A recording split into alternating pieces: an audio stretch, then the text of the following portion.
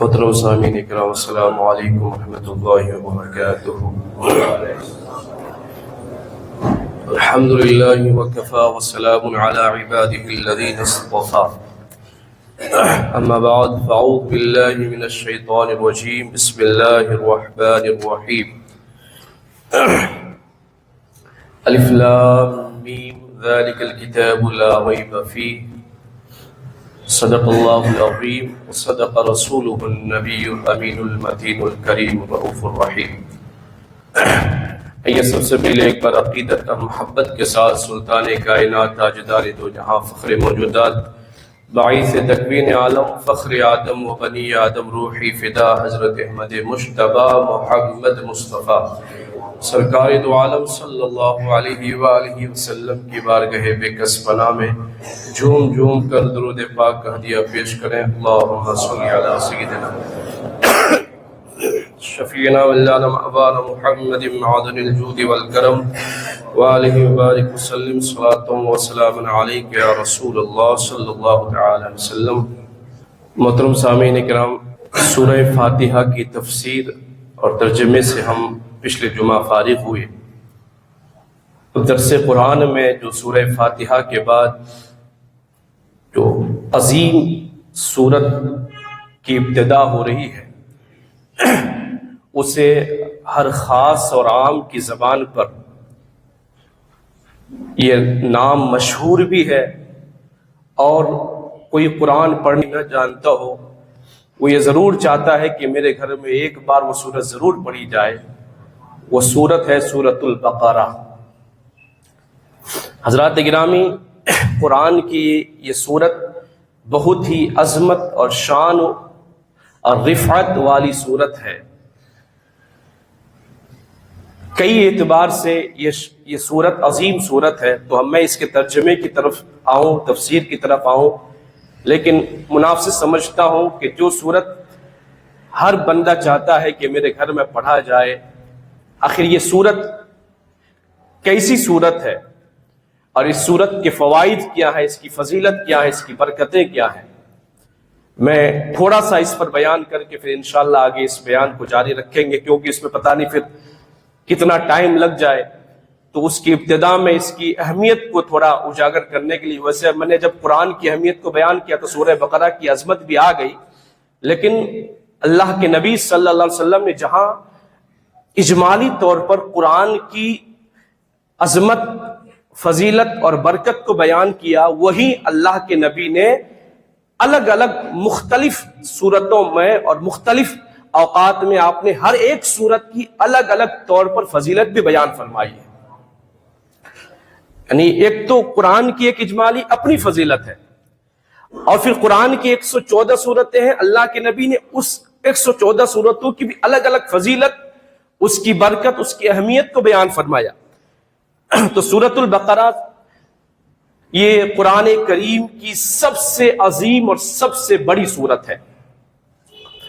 اس میں 286 آیتیں ہیں، اور تقریباً 6100 اس میں کلمے ہیں، اور 25500 اس سورۃ المبارکہ میں حروف رکھے گئے ہیں۔ سبحان، بتاؤ نا، ہم قرآن پڑھنے میں اتنا اکتا جاتے ہیں، اور یہ ہمارے علماء، محدثین، مفسرین ہیں کہ انہوں نے قرآن کے ایک ایک سورت کے ایک ایک لفظ کو نہیں بلکہ ایک ایک حرکت کو بھی گن کر امت تک پہنچا دیا ہے۔ سبحان، ہم تو پڑھنا ہی نہیں چاہتے، لیکن بتاؤ نا قرآن سے ان کو کتنی محبت تھی، قرآن میں کتنے لفظ ہیں، کتنی حرکتیں ہیں، کتنے نقطے ہیں، یہ مفسرین نے امت کو گن کر بتا دیے۔ 25500 اس میں حرف ہیں، 40 اس میں رکوع ہے۔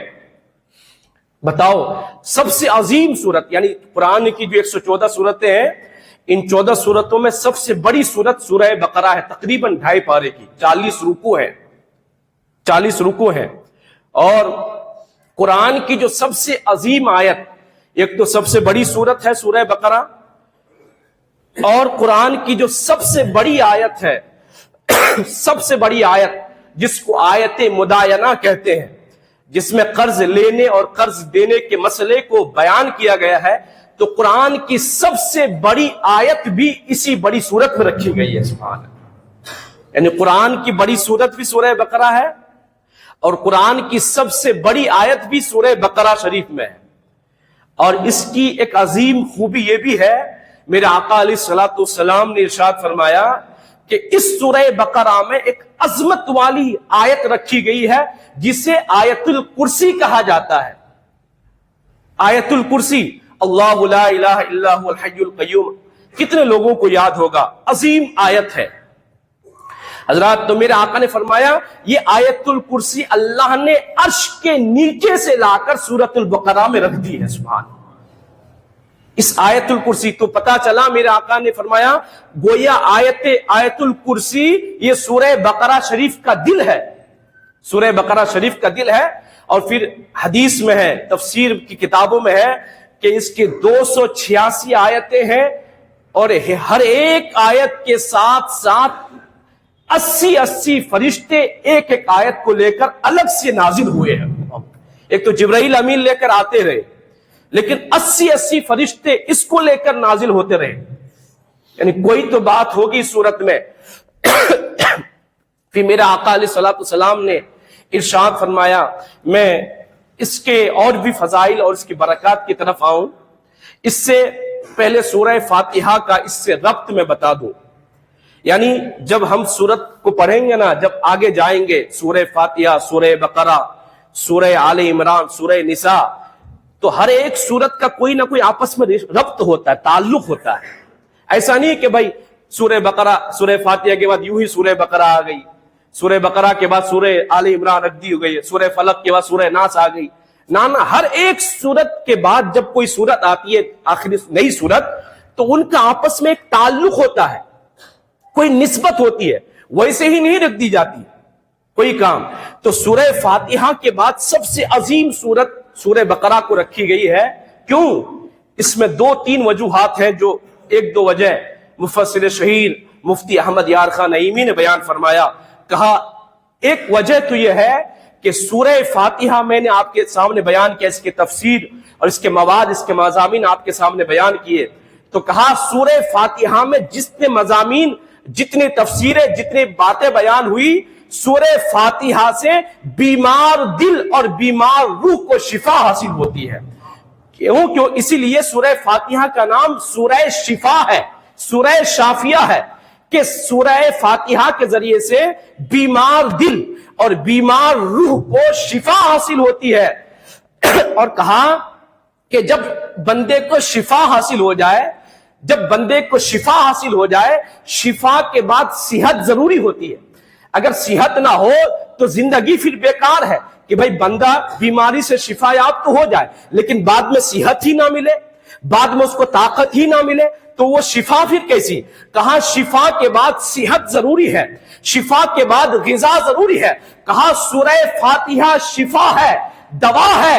اور سورہ فاتحہ کے بعد اللہ نے سورہ بقرہ میں جتنے مضامین، جتنے احکام بیان کیے، اللہ نے ان مضامین میں انسانیت کے لیے صحت اور زندگی کے اوصاف ہی اوصاف عطا فرما دیے ہیں.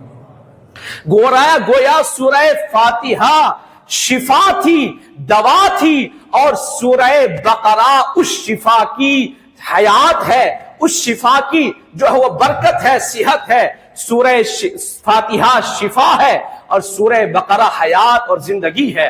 حضرات گرامی، دوسری بات کہ سورہ فاتحہ میں جتنے مضامین بیان ہوئے، ایک عنوان کا نام ہے سورہ فاتحہ. اس کی تفصیل سورہ بقرہ میں آپ دیکھیں گے. اس کی تفصیل سورہ بقرہ میں ہی نہیں، بلکہ سورہ بقرہ تو سورہ فاتحہ کی تفصیل کی ابتدا ہے. پورا قرآن سورہ فاتحہ کی تفسیر ہے، تفصیل ہے. یعنی سورہ فاتحہ کی 7 آیتیں ہیں. الحمدللہ رب العالمین الرحمن الرحیم. اللہ نے جہاں اپنی ربوبیت اور اپنی رحمت کا ذکر فرمایا پہلی 2 آیتوں میں، اب سورہ بقرہ میں اللہ تفصیل سے بتاتا ہے کہ کیسے کیسے اللہ کی ربوبیت کا مذہب پوری کائنات میں پھیلا ہوا ہے. اللہ پھر بتائے گا کہ میری رحمت تم کائنات میں دیکھو. پھر ایک ایک آیت میں تفصیل آئے گی. اللہ نے فرمایا مالک یوم الدین، کہ قیامت کے دن کا مالک شہنشاہ وہ ہے، تو اللہ تبارک و تعالیٰ پھر اپنی شہنشاہیت کا ثبوت سورہ بقرہ میں الگ الگ آیتوں میں دکھائے گا. آپ دیکھیں گے کہیں ذکر ہوگا کہ بنی اسرائیل نے فلاں فلاں گناہ کیے تھے، اس گناہ کی پکڑ کی وجہ سے اللہ نے فوراً قیامت تو دور کی بات اسی دنیا پر ان کو عذاب اور گرفت میں لے لیا. اللہ نے گویا بتایا کہ میری شہنشاہی کا ثبوت اس دنیا میں نہیں، بلکہ دیکھنا ہو تو میں نے اپنی شہنشاہی کا ثبوت اس دنیا میں بھی دکھا دیا ہے. اللہ نے بنی اسرائیل کو اپنے عذاب کی گرفت میں لے کر اپنی مالکیت کا ظہور فرما دیا ہے. حضرات گرامی، پھر اللہ تبارک و تعالیٰ نے فرمایا ایاک نعبد و ایاک نستعین، کہ ہم ہی تیری عبادت کرتے ہیں. اللہ نے جہاں سورہ فاتحہ میں عبادت کا ذکر فرمایا، اب سورہ بقرہ میں تفصیل کے ساتھ کہیں نماز کا ذکر ہے، کہیں روزے کا ذکر ہے، کہیں زکوٰۃ کا ذکر ہے، کہیں حج کا ذکر ہے، کہیں صدقے کا ذکر ہے. اللہ نے تفصیل کے ساتھ اس عبادتوں کو سورہ بقرہ میں ذکر فرمایا. پھر اہدنا الصراط المستقیم صراط الذین انعمت علیہم، اللہ نے اچھے لوگوں کے طریقے پر چلنے کا حکم دیا. اب اللہ تبارک و تعالیٰ سورہ بقرہ میں ہمیں اپنے بہترین اور نیک اور جو ہے انعام یافتہ بندوں کی زندگی دکھائے گا. کہیں حضرت ابراہیم کی زندگی کا نمونہ ہمیں دکھائے گا، کہیں حضرت موسیٰ کی زندگی کا نمونہ دکھائے گا، کہیں حضرت عیسیٰ کی زندگی کا نمونہ دکھائے گا، کہیں حضرت آدم کی زندگی کا نمونہ دکھائے گا. اللہ سورہ بقرہ میں سچوں کی زندگی بھی دکھائے گا اور سچوں کے پیچھے پیچھے چلنے والوں کا نمونہ بھی ہمیں بتائے گا. سبحان اللہ. کہاں میں صرف سچے دکھاؤں گا نہیں، سچوں کے پیچھے پیچھے چلنے کا لیے بتاؤں گا نہیں، اس کی تفصیل میں بھی بتاؤں گا. فرمایا غیر المغضوب علیہم ولا الضالین، کہ ان کے راستے سے بچا جن پر اللہ کا غضب ہوا. جو گمراہ ہوئے وہ کون تھے؟ وہ نمرود تھے، وہ فرعون تھا، وہ حامان تھا، وہ جتنے بھی تھے جو اللہ کے گرفت میں آئے، جو اللہ کے غضب میں آئے. اللہ پھر ان غضب یافتہ لوگوں کا بیان فرمائے گا تفصیل کے ساتھ. دیکھو یہ وہ لوگ تھے جن پر اللہ کا غضب ہوا ہے، جن پر اللہ کی ناراضگی ہوئی ہے، جن پر اللہ کی لعنت اتری ہے. ایسے لوگوں کے پیچھے چلنے سے بچو. اللہ پھر تفصیل کے ساتھ بیان فرمائے گا. تو گویا میں کہتا ہوں سورہ فاتحہ یہ عنوان ہے. عنوان جیسے ہم ہر تقریر میں جب کوئی مقرر تقریر کرتا ہے وہ عنوان لیتا ہے. سورہ فاتحہ کی 7 آیتیں یہ عنوان ہے اور پورا قرآن اسی 7 آیتوں کی تفسیر کا نام ہے. سبحان اللہ. پوری 7 آیتیں اس کی تفسیر. یہی وجہ ہے، مسئلہ سمجھا دو بس، بات آ گئی کہ مسئلہ آپ کو بھی خبر پڑ جائے کہ جب یہی وجہ ہے کہ سورہ فاتحہ عنوان ہے. سورہ فاتحہ کی 7 آیتیں عنوان ہے اور پورا قرآن اس کی تفسیر ہے، اس کی تفصیل ہے. یہی وجہ ہے کہ سورہ فاتحہ کی 7 آیتوں کو ہر نماز کی 4 رکعتوں میں سنت بھی اور فرض کی 2 رکعتوں میں پوری 7 آیتوں کو پڑھنا ضروری اور واجب ہے. ایک آیت کو بھی آپ چھوڑ دیں گے آپ کی نماز نہیں ہوگی. جان بوجھ کر چھوڑ دیں گے تو نہیں ہوگی، اگر بھول کر چھوڑی تو وہ سجدہ سہو واجب ہوگا. اگر سورہ فاتحہ کی ایک آیت تو چھوڑو، ایک لفظ بھی چھوڑ دیا ایاک نعبد، اگر کسی نے بھول کر چھوڑ دیا تو سجدہ سہو واجب ہے. جان بوجھ کر چھوڑے گا نماز ہی نہیں ہوگی. یہی کہ اس کی 7 آیتیں عنوان ہے. گویا یہ 7 آیتیں نہیں ہے، 7 آیتوں کے پردے میں پورا قرآن آدمی نماز میں پڑھ رہا ہوتا ہے. اللہ حضرات گرامی، اور یہی وجہ ہے کہ آپ دوسری سورتوں کو پڑھ لیں. مثال کے طور پر سورہ فلق، سورہ ناس ہے یا سورہ والتین والزیتون ہے. 3 آیتیں پڑھنا تو ضروری ہے، لیکن قل اعوذ برب الفلق من شر ما خلق ومن شر غاسق اذا وقب، اگر کسی نے یہ 3 آیتیں بھی پڑھ لی، پوری سورت نہ پڑھی، اگر پڑھنا تو پوری چاہیے، لیکن اگر 3 آیتیں پڑھی پوری نہ پڑھی تو نماز ہو جائے گی، کیونکہ وہ وہاں 3 آیتیں 6 آیتیں کی 6 آیتیں پڑھنا ضروری نہیں ہے. 3 بھی پڑھ لیا تو نماز ہو جائے گی اگرچہ پوری پڑھنی ہے. لیکن یہاں سورہ فاتحہ ہمیں پوری 7 کی 7 پڑھنا ضروری ہے. اگر ایک لفظ بھی چھوٹ گیا، ایک آیت بھی چھوٹ گئی، نماز ہوگی نہیں. تو ایک مسئلہ اس سے یہ بھی پتا چل گیا کہ سورہ فاتحہ اتنی اہم کیوں ہے. لہٰذا اور سورتوں کو بھی جہاں صحیح طریقے سے یاد کرنا ہے، سورہ فاتحہ کو صحیح طریقے سے نہیں بلکہ کوشش کرے اس کو مخرج کے ساتھ، حروف کی صحیح ادائیگی کے ساتھ اس کو یاد کرے اور نماز کو یاد کر کے صحیح سے پڑھنے کی کوشش کی جائے. کیونکہ سورہ فاتحہ میں نے بتایا اس کی ایک ایک آیت اور ایک ایک لفظ اہم ہے۔ حضرات گرامی، تو میں نے آپ سے عرض کیا کہ سورہ فاتحہ عنوان ہے اور سورہ بقرہ اس کی تفسیر ہے۔ اب آئیے سورہ فاتحہ، سورہ بقرہ کی کچھ بس تھوڑی سی فضیلت بیان کر کے پھر انشاءاللہ ہم اگلے جمعے میں اس کی تفسیر کی طرف آئیں گے، دو چار اور باتیں کرنی ہے۔ سورہ بقرہ شریف حضرات گرامی ایک عظیم سورت ہے کہ میرا آقا علیہ الصلوۃ والسلام نے ارشاد فرمایا کہ لوگوں، جس طرح اونٹ کا ایک کوہان ہوتا ہے، جیسے اونٹ کا کوہان ہوتا ہے نا، جو اونٹ کے اوپر کی سب سے بڑی ہڈی ہوتی ہے جو قبر کی طرح بنا ہوا ہوتا ہے، کہا جس طرح اونٹ کا کوہان ہے، اونٹ کی سب سے اوپر کی ہڈی یہ اونٹ کی زینت ہے، اونٹ کی زینت ہے۔ میرے آقا نے فرمایا اسی طرح پورے قرآن کی کوہان سورہ بقرہ ہے، جیسے اونٹ کی کوہان اونٹ کی زینت ہے، سورہ بقرہ پورے قرآن کی زینت ہے۔ سبحان اللہ، پورے قرآن کی زینت ہے۔ پھر میرے آقا علیہ الصلوۃ والسلام نے ارشاد فرمایا، حضرت انس فرماتے ہیں، لوگوں سنو، اگر صحابہ کرام میں سے کوئی صحابی سورہ بقرہ اور سورہ آل عمران جو سورہ بقرہ کے بعد ہے، کہا اگر کوئی صحابی سورہ بقرہ اور سورہ آل عمران کو پوری یاد کر لیتا تھا، اس کو صحابہ میں سب سے زیادہ عزت والا سمجھا جاتا تھا۔ سورہ بقرہ اور سورہ آل عمران اگر یاد کر لے، اس کو صحابہ میں عزت دی جاتی تھی۔ کیونکہ اس نے سورہ بقرہ یاد کر لی۔ حدیث پاک میں آتا ہے کہ ایک مرتبہ میرے آقا علیہ الصلوۃ والسلام ایک لشکر روانہ فرما رہے تھے باہر، ایک فوج۔ اب فوج میں درجنوں آدمی تھے، کسی کو امیر کسی کو کمانڈر مقرر کرنا ہوتا ہے، تو آپ تردد میں تھے کہ کس کو امیر کس کو کمانڈر بناؤ۔ کئی بزرگ بھی تھے، کئی نوجوان بھی تھے، کئی ادھیڑ عمر کی بھی تھے، لیکن آپ جو ہے فیصلہ تردد میں تھے کہ بھائی فیصلہ کیا ہو۔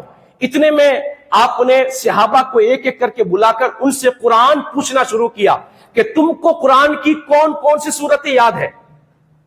ہر صحابی آتے، وہ کہتے مجھے فلاں صورت یاد ہے، مجھے فلاں صورت یاد ہے۔ حضور سنتے، ان کو بھیج دیتے، باری باری آتے رہے، یہاں تک کہ اس پورے لشکر میں سب سے ایک کم عمر کا صحابی آیا۔ سارے لشکر میں وہ سب سے کم عمر کا صحابی تھا، اس سے کم عمر کوئی نہیں تھا۔ اب چاہے وہ 15 سال کا ہو یا 20 سال کا ہو، وہ سب سے کم عمر صحابی تھا۔ میرے آقا کے پاس وہ سب سے لاسٹ میں آیا۔ میرے آقا نے فرمایا کہ تم کو کون سی صورت یاد ہے؟ اس نے کہا مجھے فلاں صورت یاد ہے، اور یا رسول اللہ مجھے سورہ بقرہ بھی پوری یاد ہے۔ سبحان اللہ، سورہ بقرہ بھی پوری یاد ہے۔